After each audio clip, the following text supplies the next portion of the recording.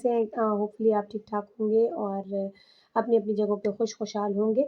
आज की वीडियो मैं स्ट्रेट अवे वीडियो की तरफ जाती हूँ क्योंकि आज बहुत ज़्यादा रश भी है और मैं बिज़ी भी हूँ, तो जल्दी-जल्दी एक ओवरव्यू देती हूँ कीटोजेनिक डाइट क्योंकि आज अभी ओपीडी के दौरान ही एक पेशेंट ने मुझसे पूछा कि भी मैंने अपना वेट कंट्रोल करना है और उसके लिए आप मुझे मशवरा दें। एक मेन्यू प्लान हो रहा है आजकल, एक घर में खाना-वाना बनाया जाता है और वो मेन्यू डिलीवर होता है घर को और वो कीटो बेस्ड डाइट होती है और उससे मैंने काफ़ी वेट कंट्रोल किया और मैं पिछले 3 महीनों से जी वो डाइट फ़ॉलो कर रहा हूँ। पहली बात ये है कि इतना प्रोलॉन्ग कीटो डाइट करनी नहीं चाहिए, एक बात। और कीटो डाइट का ओरिजिन क्या है, कब दरियाफ़्त हुई है, क्यों दरियाफ़्त हुई है, किन डिज़ीज़ेज़ के लिए वो दरियाफ़्त हुई है, ये मैं आज आपको बताऊँगी इसी वीडियो में। और फिर मैं आपको बताऊँगी कि कीटो डाइट की कॉम्पोज़िशन क्या है, ठीक है? किस बुनियाद पे इसकी कॉम्पोज़िशन प्लान है, ये किस बुनियाद पे मील प्लानिंग होती है। तीसरी चीज़ जो है मैं आपको आज इस वीडियो में बताऊँगी कि कीटोजेनिक कितनी हार्मफुल है नॉर्मल इंडिविजुअल के। ये वेट रिड्यूसिंग डाइट नहीं है, ठीक है? इसके देने का मकसद क्या है, ये क्यों दी जाती है, किन पेशेंट्स को दी जाती है, ये सारी बातें आज मैं वीडियो में बताऊँगी।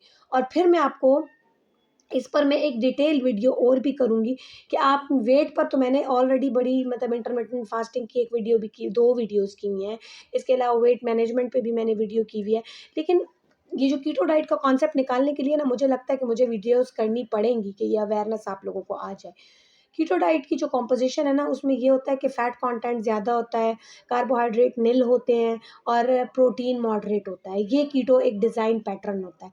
और कीटो डाइट दरियाफ़्त कब हुई थी? 1920 में दरियाफ़्त हुई थी एपिलेप्टिक पेशेंट्स के लिए, जिनको एपिलेप्सी की बीमारी है, जिनको फिट्स की बीमारी है, ठीक है?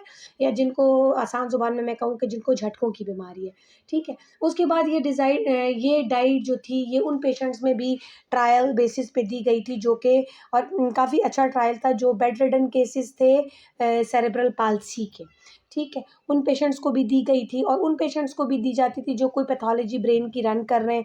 उसकी वजह ये होती है कि उन पेशेंट्स को जो कि जिन थोड़े बहुत जिनके brain damage, brain atrophic changes और उसके साथ वो रन कर रहे हैं और वो एट्रोफिक चेंजेज़ इस लेवल तक थी कि उनको बेड रिडन होना पड़ा, यानी उनके इश्यूज़ एपिलेप्सी के साथ इंड्यूस जो मेनली इश्यूज़ हैं उसमें ये दी गई थी। उसमें ये होता था, देने का मकसद ये था कि कीटोजेनिक डाइट जो थी उससे चूँकि फैट कंटेंट इसमें ज़्यादा, तो कीटोन प्रोडक्शन ज़्यादा थी, तो वो कीटोन आपके बॉडी में करता ये था कि आपके ब्रेन का इंट्राक्रैनियल प्रेशर कंट्रोल रखता था। एक चीज़, दूसरी चीज़ ओवर एक्साइटमेंट को कम करता था क्योंकि कार्बोहाइड्रेट जो है वो ओवर एक्साइटमेंट इंक्रीज़ करता है। तीसरी चीज़ जो कीटोजेनिक डाइट का एक हम कह सकते हैं इसकी खूबी थी कि इसका चूँकि इसमें फैट कंटेंट ज़्यादा है, तो ये आपके स्टमक में इसका ट्रांज़िट टाइम या स्टे टाइम आपके स्टमक में इसका ज़्यादा होता है।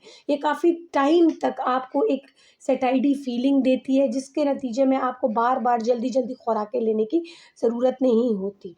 ये तो हो गया कीटो डाइट क्या थी, किन पेशेंट में और कब दरियाफ़्त की गई थी, मैंने आपको ये बता दिया। अब जिन पेशेंट्स को ये दी जाती है, प्रेफ़रेबली जो पेशेंट, उनको हमने किन-किन चीज़ों से प्रिवेंट करना होता है।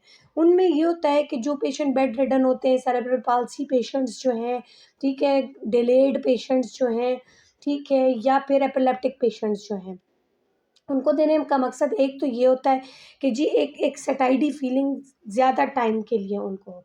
दूसरी चीज़ ये होती है कि उनको बार-बार डाइट एडमिनिस्टर करवाना, डाइट बार-बार देना, उससे ये होता है कि रिगर्जिटेशन के चांसेस, चूँकि बेड रिडन केसेस होते हैं, तो रिगर्जिटेशन के चांसेस बढ़ जाते हैं, जिससे एस्पायरेशन के चांसेस बढ़ जाते हैं और एस्पायरेशन निमोनिया की वजह से, ठीक है, वो पेशेंट्स जो हैं, वो फिर मैलन्यूट्रिशन का शिकार हो जाते हैं, रिपीटेड एपिसोड्स ऑफ निमोनिया की वजह से उनका इनटेक ड्रॉप होता है और जिसका नतीजा ये होता है कि वो पेशेंट जो हैं वो मैलन्यूट्रिशन की वजह से एक्सपायरीज़ बढ़ जाती है, मोर्टेलिटीज़ बढ़ जाती है। कहने का मकसद जो है वो एक, इतने सारे मकासद में ये मकासद भी होते हैं कि चूँकि ओवर एक्साइटमेंट कंट्रोल रहे और आपके जो है वो फिट्स, बार-बार फिट्स के एपिसोड्स जो हैं वो कंट्रोल रहें इन सेरेब्रल पाल्सी पेशेंट्स और इन एपिलेप्टिक पेशेंट्स। तो कीटो डाइट जो थी वो इस तरीके से डिज़ाइन थी कि उसमें आपने फैट्स को कंट्रोल करना है, सैटिस्फाइड फीलिंग आपको आती रहे क्योंकि उसका ट्रांज़िट टाइम स्टमक में ज़्यादा था ड्यू टू फैट कंटेंट, ठीक है, due to extra fat content कह सकते हैं। और आपके जो बार-बार एक एक्सपोज़र जो होता था आपकी एस्पायरेशन का, यानी एस्पायरेशन निमोनिया जिसकी वजह से डेवलप हो जाता था।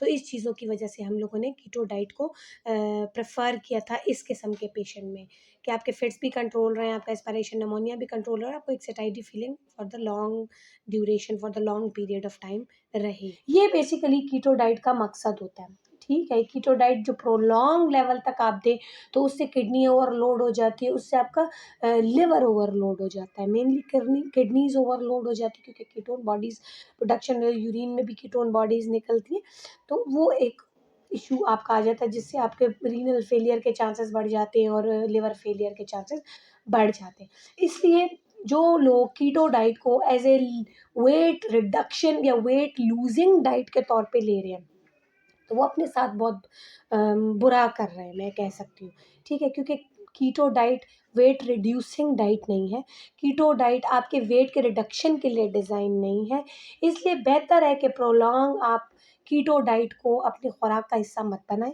आप नॉर्मल जो तरीक़ाकार है, जो आपके वेट रिड्यूसिंग डाइट्स प्लान हैं, जैसे एटकिन हो गए, उसका स्लाइटली मॉडिफ़ाई करके उसमें आप फाइबर कंटेंट बढ़ा के उसको एक मेडिटेरेनियन की पिक्चर दे के आप वो डाइट यूज़ कर सकते हैं, तो उसका इफ़ेक्ट आपके बॉडी पे, आपकी वेल बीइंग पे इतना एडवर्स नहीं, इतना क्या, उसका एडवर्स इफ़ेक्ट होता ही नहीं है। कीटो डाइट का बहुत एडवर्स इफ़ेक्ट है, वो आप लोगों के लिए, नॉर्मल इंडिविजुअल्स के लिए डिज़ाइन नहीं है। वो डिज़ाइन है एपिलेप्टिक पेशेंट्स के लिए, बेड रिडन केसेस के लिए, कि उनका बार-बार जो है आप एक ऐसी डाइट उनको प्रोवाइड करें, जिसका ट्रांज़िट टाइम कम से कम स्टमक में 4 से 5 घंटे का हो, जिनको बार-बार आप डाइट ना दें, जिसको बार-बार मतलब उनका एक्सपोज़र एस्पायरेशन को ना हो, वो एस्पायरेशन निमोनिया से बच सके। होपफुली कि आप मेरी बात पे कर गए होंगे कि कीटो डाइट का मकसद क्या है। ये जो एक मिसकंसेप्शन अभी तक चल रहा है कि भई मैं वेट रिड्यूसिंग डाइट है, इससे मेरा वेट बड़ा कंट्रोल हुआ है, इससे मेरा ये बड़ा कंट्रोल हुआ है, तो प्लीज़ हेल्दी मीन्स पे जाएँ, अनहेल्दी चीज़ों को प्रैक्टिस ना करें, हेल्दी मीन्स पर जाएँ। और एक ये जो कॉन्सेप्ट आप लोगों के माइंड में है कि जी न्यूट्रिशनिस्ट का सिर्फ़ यही काम है, न्यूट्रिशनिस्ट के बहुत सारे काम हैं।